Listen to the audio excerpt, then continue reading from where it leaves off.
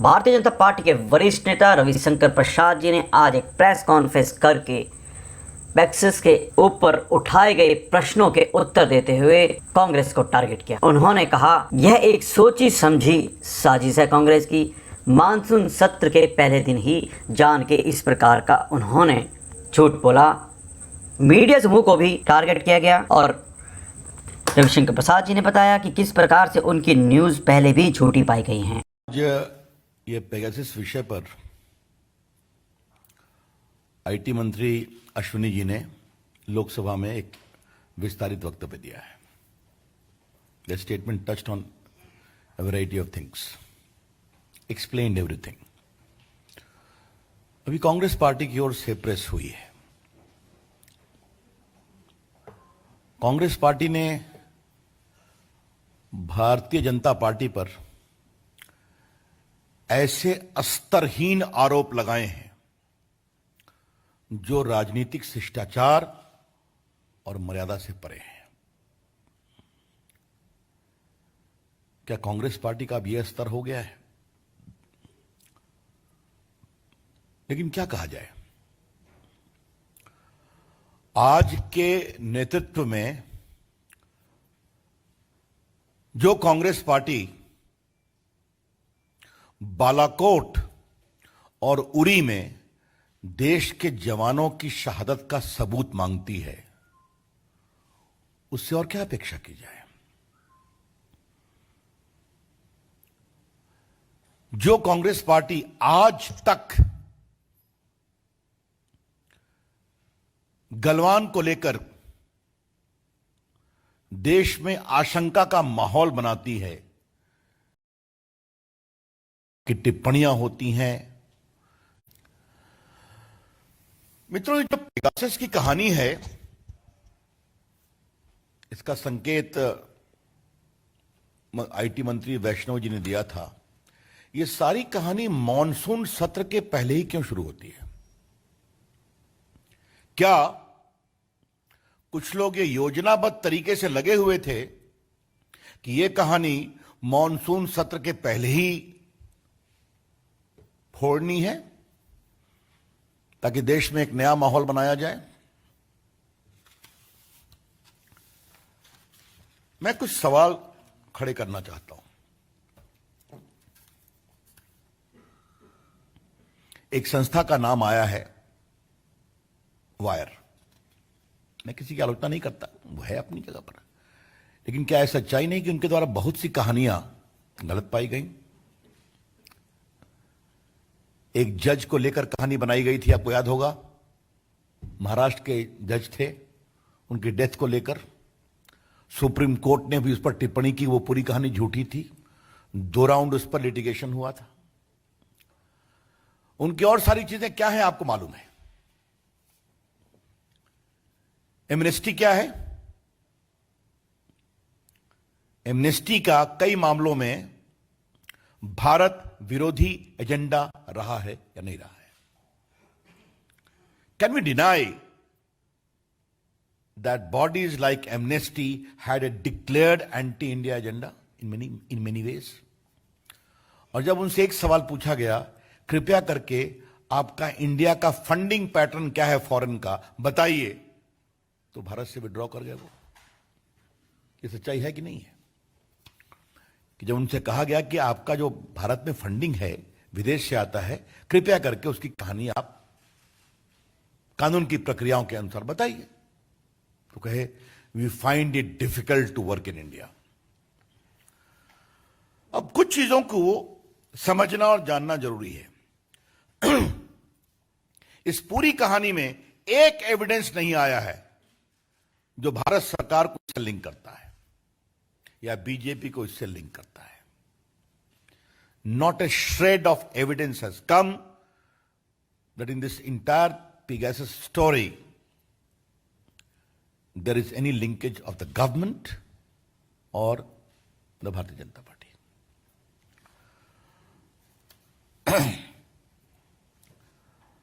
यह सवाल इसलिए जरूरी है कि दुनिया डिजिटल दुनिया है, तो दुनिया में बहुत सारे डेटाबेस हैं, लाखों में है, हजारों में है। तो जब तक आप उस डाटा का कोई एविडेंस नहीं देंगे भारत से लिंक करते हुए, तो आप निष्कर्ष कैसे निकालेंगे? ये आरोप कैसे लगाएंगे आप? और उसमें आपको बता दें कि जिन लोगों ने स्टोरी को ब्रेक किया, उन्होंने स्वयं कहा है कि ये फोन नंबर का डाटा बेस में होना इस बात का संकेत नहीं है कि इसे हैक किया गया या इसके साथ कोई इंफेक्शन विथ पेगासस किया गया। I repeat, those who have broken the story themselves did not claim that the presence of a particular number in the database does not confirm that infected with Pegasus. तो ये हो क्या रहा है? इन बातों को आज देश के सामने लाना बहुत जरूरी है। और फिर मैं कह रहा हूं, ये सारी कहानी मॉनसून सत्र के एक दिन पहले क्यों खोली गई? इसके पीछे का एजेंडा क्या है? इसमें अंतर्राष्ट्रीय संगठन, हाँ, और एक बात और है, वो एनएसओ जो पेगासस के मैन्युफैक्चरर हैं, उन्होंने साफ कहा है कि हमारे अधिकांश क्लाइंट वेस्टर्न कंट्रीज हैं। तो भारत को इसके माध्यम से टारगेट क्यों किया जा रहा है? इसके पीछे की कहानी क्या है? इस कहानी में ट्विस्ट क्या है? कुछ लोगों को लाया गया, उनके नाम फेंके गए। अब मुझे अनिल बलूनी जी बता रहे थे कि कांग्रेस पार्टी के पूर्व अध्यक्ष का भी नाम है। क्षमा करिएगा, मैं व्यंग्य में बोल रहा हूं, उनकी तो सारी टिप्पणी रोज ही ट्वीट पे रहती है। वो देश में खुद ही ज्ञान देते रहते हैं, तो उसके लिए कोई अधिक जानने की जरूरत है क्या? अब एक बात हम आपसे और कहना चाहेंगे कि ये जो पूरे ये संस्थाएं, अंतर्राष्ट्रीय संस्थाएं, और भारत में उसको एक प्रकार से फोड़ने की कोशिश और ऐसे मर्यादा विहीन शब्दों की चर्चा, तो क्या भारत की राजनीति में कुछ लोग सुपारी एजेंट हैं क्या? मैं इस शब्द का प्रयोग कुछ जिम्मेदारी से कर रहा हूं। कुछ दल, कुछ नेता, क्या ऐसी अंतर्राष्ट्रीय कॉन्स्पिरेसी होती है तो उसके सुपारी एजेंट बन जाते हैं? और ये कोई नई बात तो नहीं है। याद करिए आप, कभी भारत की विविधता पर चोट हो रहा है, कभी भारत की मीडिया फ्रीडम पर चोट हो रहा है, कभी भारत में मल्टी कल्चरलिज्म पर अटैक हो रहा है। ये चलता रहता है ना, आप देखते हैं। और इन सबों का कारण एकमात्र यही है, एकमात्र, कि हमारे प्रधानमंत्री नरेंद्र मोदी जी की अगुवाई में जो भारत ने दुनिया में अपनी एक साख बनाई है, उससे लोग परेशान हैं। तो इस विकास की यात्रा को रोको और इस आत्मनिर्भर, आत्मविश्वास भारत की यात्रा को रोको। Try to block the story of India's development, which is aatmanirbhar and which is full of confidence. यह है समस्या। अब यह बताइए कि क्या यह भारत के खिलाफ कुछ रिवेंज है क्या? जिस तरह से भारत ने कोविड में काम किया, जिस तरह से भारत में आज वैक्सीनेशन चल रहा है, लगभग क्या 40 करोड़ हो गए ना, 40 करोड़, दुनिया की बहुत सारी आबादियों से अधिक है। उसमें अधिकांश मेड इन इंडिया वैक्सीन है। आज भारत में कॉन्संट्रेटर बन रहे हैं, पीपीटी किट बन रहे हैं, वेंटिलेटर बन रहे हैं। भारत ने दुनिया में एक नया पैमाना स्थापित किया है। 75% देश के पॉपुलेशन को फ्री वैक्सीन दी जा रही है। तो क्या इससे कुछ लोगों को परेशानी है क्या कि भारत ये सब कैसे कर पा रहा है? चाहे वो डिजिटल इंडिया का क्षेत्र हो, आईटी का क्षेत्र हो, भारत की सेनाओं की बहादुरी का क्षेत्र हो, इससे परेशानी हो रही है क्या? या कुछ लोगों को इससे भी परेशानी हो रही है कि भारत टेक्नोलॉजी में आज सबसे अधिक विदेशी पूंजी निवेश प्राप्त कर रहा है। आपको मालूम होगा, दुनिया में highest FDI is coming into India. इससे परेशानी हो रही है क्या? ये हम जरूर जानना चाहेंगे। इसीलिए यह सवाल फिर रेलेवेंट होता है कि अगर 45 से अधिक देश पेगासस का उपयोग कर रहे हैं, जैसा कि एनओसी ने बताया है, तो सिर्फ भारत को ही टारगेट क्यों किया जा रहा है? जबकि कहा गया कि साहब हमारे यहां एक सिस्टम है। आज मंत्री जी ने बताया वो सिस्टम ये है कि फोन को अगर टैप करना है या ट्रैक करना है तो टेलीग्राफ एक्ट के सेक्शन 5 में इस बात का प्रावधान है कि उसके लिए केंद्र के होम सेक्रेटरी या प्रदेश के होम सेक्रेटरी परमिशन देंगे। परमिशन रूल्स के मुताबिक, चाहे वो आईटी एक्ट हो, टेलीग्राफ एक्ट हो, एक निश्चित सीमा के लिए वो कार्रवाई चलेगी। उस कार्रवाई को एक रिव्यू कमेटी है जिसको कैबिनेट सेक्रेटरी हेड करते हैं, जिसमें IT, communication secretary, law secretary बैठते हैं। वो नहीं कंफर्म करेंगे, नहीं चलेगा। तो ये पूरी एक प्रक्रिया, और ये सिर्फ और सिर्फ राष्ट्रीय सुरक्षा, नेशनल सिक्योरिटी के अनुपालन में हो सकती है। इस पर सुप्रीम कोर्ट के कई फैसले हैं, कई प्रक्रिया है, आपने देखा होगा। मैं आपको बता दूं कि अभी इंटरनेट का विषय आया था तो सुप्रीम कोर्ट ने उस विषय की जांच की। इंटरनेट को जो रोका गया कुछ समय के लिए, क्यों रोका गया? क्योंकि टेररिज्म का एक नेशनल इंटरेस्ट था। तो भारत में एक मजबूत कानूनी ढांचा है ऐसा काम करने के लिए। There is a robust legal framework available in India when only national security phone tapping can be done. और सबसे बड़ी बात है कि जो लोग अपना नाम बता रहे हैं या कुछ लोग कह रहे हैं, वो भी इसको विश्वास से सबूत नहीं दे पा रहे, क्योंकि जहां से कहानी आई है उन्होंने खुद कहा है हमारे पास कोई एविडेंस नहीं है इसको लिंक करने का, सिर्फ नाम है डाटाबेस में। तो डाटाबेस तो 50,000 का है। मित्रों, इसमें कुछ केसेस भी हुए थे। 19 में भी एक लोकसभा के चुनाव के पहले कहानी उठी थी। उस समय भी उस समय भी पेगासस की बात आई थी। यहां कई वरिष्ठ पत्रकार बैठे हैं, उनको याद होगा। लेकिन सुप्रीम कोर्ट में केस हुआ था जहां पर व्हाट्सएप के द्वारा यह स्पष्ट रूप से कहा गया कि व्हाट्सएप के सिस्टम को पेगासस से आप बग नहीं कर सकते, उससे डेटा आप हैक नहीं कर सकते। WhatsApp very specifically contended before the Supreme Court that its data cannot be hacked by the Pegasus of the Israeli system, company system. अब समानता हम वकीलों की चर्चा नहीं करते हैं, कौन किसका वकील बनता है, लेकिन यहां पर ये वकील का नाम ना जरूरी है। व्हाट्सएप के वकील थे श्रीमान कपिल सिब्बल। उन्होंने प्रोफेशनल कैपेसिटी में कहा। तो ये सारे हमने आपको एविडेंस दे दिए कि जिस तरह से ये जानबूझकर मॉनसून सत्र के समय सदन को डिसरप्ट करने और देश में बेबुनियाद एजेंडा खड़ा करने की कोशिश है। और इसका एक कारण है। इसका कारण है कि कांग्रेस पार्टी सिमट रही है, कांग्रेस पार्टी हार रही है। पंजाब में क्या ड्रामा चल रहा है कांग्रेस पार्टी में, रोज आपको टीवी को दिखा रहे हैं। अब तो राजस्थान में भी कांग्रेस के नेता ही आरोप लगा रहे हैं अपने मुख्यमंत्री पर कि हमारा फोन टैप हो रहा है। यह भी आप देख रहे हैं। वहां उनके झगड़े सुलझ नहीं रहे हैं, वहां उनकी स्थिति और परेशानी में हो रही है। उत्तर प्रदेश में अभी जितने चुनाव हुए, कांग्रेस पार्टी का क्या हुआ स्थानीय निकाय के चुनाव में, उस पर चर्चा भी नहीं करने की जरूरत है। तो जब ये सब चला तो एक नया फ्रंट खोलो, यह है पूरी कहानी। तो इसकी हम जबरदस्त रूप से निंदा करते हैं। एक बात मुझे और कहनी है, वो अंतिम बात मुझे यह है कि कई नई नई कहानियां आती हैं।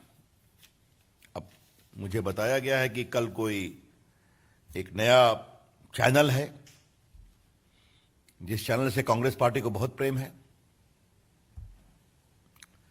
ये सब हम आपको बताएंगे आस्ते आस्ते। हमको ये भी मालूम हुआ है कि उनके यहां करोड़ों का फंड विदेश से आता है, जिसमें कुछ चाइना के भी फंड हैं, और उनके द्वारा बहुत चीजें कैंपेन की जाती हैं।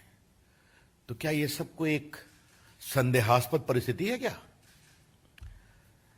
तो पिक्चर अभी बाकी है दोस्त। हाँ, ये कहानी चलने दीजिए, जितनी कहानी आएगी हम बताएंगे। मित्रों, I think I have already explain everything, open two questions. फिर मैं कह रहा हूं, बहस से क्यों भाग रहे हैं वो? आज तो सुबह से उन्होंने हाउस को डिस्टर्ब किया ना। बहस करें, दूध का दूध पानी का पानी हो जाएगा। सरकार भी बोलती है, हम लोग भी बोलते हैं वहां पर। बहस से क्यों भाग रहे हैं? तो हर चीज में जेपीसी, पहले कुछ आधार बताएंगे आप? हमें भी कांग्रेस पार्टी से संसद में बहुत सवाल पूछने हैं। हाँ, अब इस तरह की ये बिल्कुल बेबुनियाद तर्क है, हताशा भरा तर्क है। अभी तक वो कोई तर्कयुक्त दलील नहीं दे पाए। मैं आपसे एक सवाल पूछूं राय जी, जिस शब्दों का प्रयोग उन्होंने मेरी पार्टी के लिए किया है, ये क्या है? मैं इसको दोहराऊंगा नहीं। और हमारे पास भी कांग्रेस पार्टी को बताने के लिए बहुत सारे शब्द हैं, लेकिन हम अपनी राजनीतिक मर्यादा का दुरुपयोग नहीं करेंगे, को तोड़ेंगे नहीं। Devendra Parashar, India TV. Sir, क्योंकि आप तो आईटी मिनिस्टर भी हैं और बहुत स्पष्टवादी तरीके से सब कुछ कह रहे हैं, तो उसी अंदाज में जवाब ये जानना चाहेंगे, क्या आपकी पार्टी की सरकार पेगासस का इस्तेमाल करती है या नहीं? देखिए, मैं आपसे बिल्कुल कहता हूं, स्पष्ट रूप से कह रहा हूं, आज सदन में स्वयं मंत्री जी ने कह दिया है, इफेक्टिवली कहा है। नहीं, इस यूज के बारे में कहा है। नहीं नहीं, हमने ये कभी नहीं कहा कि हम करते हैं इसको, बिल्कुल नहीं। ये क्या मतलब है इसका? जब हमारा पूरा एक सिस्टम है, इस फोन के टैपिंग का लीगल फ्रेमवर्क है, तो हम उसका कोई उल्लंघन नहीं करते, इसका कोई मतलब नहीं है। हाँ। निशान। कांग्रेस पार्टी ने, जब हमने ये पूछा कि सदन में जब सरकार चर्चा चाहती है, तो कांग्रेस पार्टी ने ये कहा है कि अगर इस तरह की बात उठी है तो जांच हो जाए। अगर जासूसी का मामला है तो भी जांच हो जाए, और अगर किसी बाहर के देश के द्वारा जासूसी की गई है तो ये नेशनल सिक्योरिटी का इशू है, इसीलिए ऐसा है। मैं फिर कह रहा हूं, आपके आरोप में कोई वजन तो होना चाहिए। पहले बहस में तो आइए, बहस में आपकी हम तर्कों तो सुने कि आपके पास क्या प्रमाण है। सरकार ने जवाब दिया ही है ना। हाँ? नीरज पांडे। सरकार ने स्पष्ट कहा है कि हमारा जो फोन को के बारे में जो हम सुपरवाइज करते हैं, उसका एक लीगल फ्रेमवर्क है, उसका हम पालन करते हैं। जब तक आप कुछ ऐसा नहीं बताएंगे कि इसका विरोध करके किया। और सबसे बड़ी बात है, जिस कंपनी का पेगासिस है उसने इसको डिनाई किया है। इसका यह उत्तर आपके लिए भी पर्याप्त है कि उस कंपनी ने डिफेमेशन की भी धमकी दी है कुछ लोगों के खिलाफ। ये भी देखा होगा आपने। हाँ,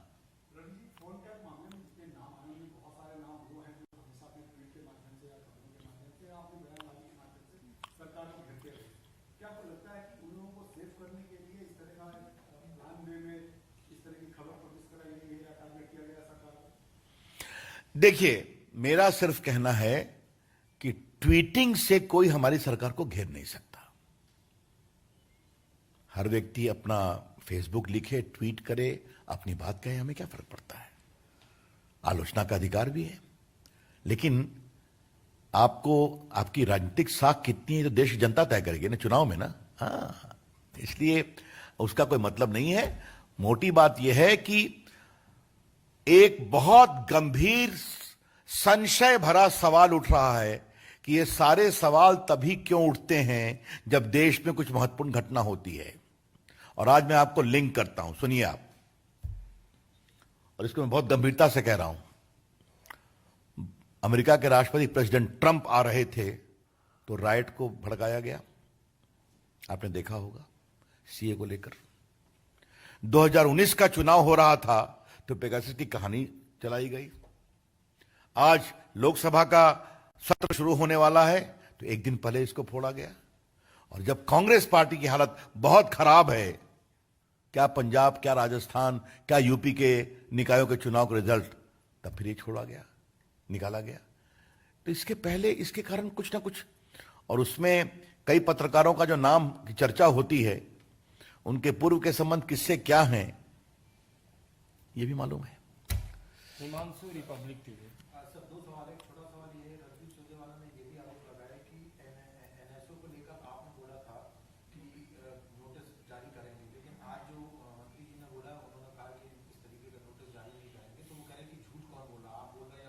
अब ये सब मैं यहां सुरजेवाला का उत्तर देने के लिए नहीं बैठा हूं।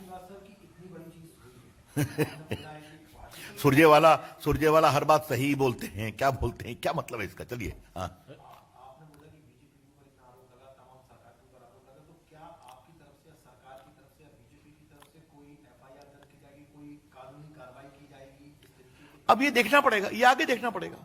लेकिन ये तो अजीब स्थिति है ना कि जो कंपनी है वो इसको डिनाई कर रही है। उस कंपनी का कहना है कि मेरे अधिकांश प्रोडक्ट जो हैं वो वेस्टर्न कंट्रीज में यूज होते हैं, टारगेट भारत को किया जा रहा है। ये कई संदेहास्पद परिस्थितियों की कड़ी में जोड़ रहा हूं। और कोई? रविंद्र सिंह जी न्यूज। सर, 3 दिन ये रिपोर्ट कल आई है, पब्लिश हुई कल तो जो आ रहा है, लेकिन 3 दिन पहले राहुल गांधी ने एक ट्वीट किया था कि आप अपने मोबाइल में क्या देखते हैं, क्या पढ़ते हैं। तो आपको लगता है कि राहुल गांधी को जो चीज पब्लिश होने वाला है इसकी जानकारी पहले से थी, और इसलिए बीजेपी को कांग्रेस पार्टी ने कहा है कि भारतीय जनता पार्टी नहीं बल्कि भारतीय जासूस पार्टी होगी? राहुल गांधी को आपको लगता है इससे पहले ही से उनको जानकारी होगी इस तरह का नाम होगा? आपके प्रश्न ने मुझे बहुत फूड फॉर थॉट दिया है। मैं सोचूंगा इस पर। हाँ, सोचूंगा इस पर कि उनको पहले से ही खबर हो जाती है कई चीजों की।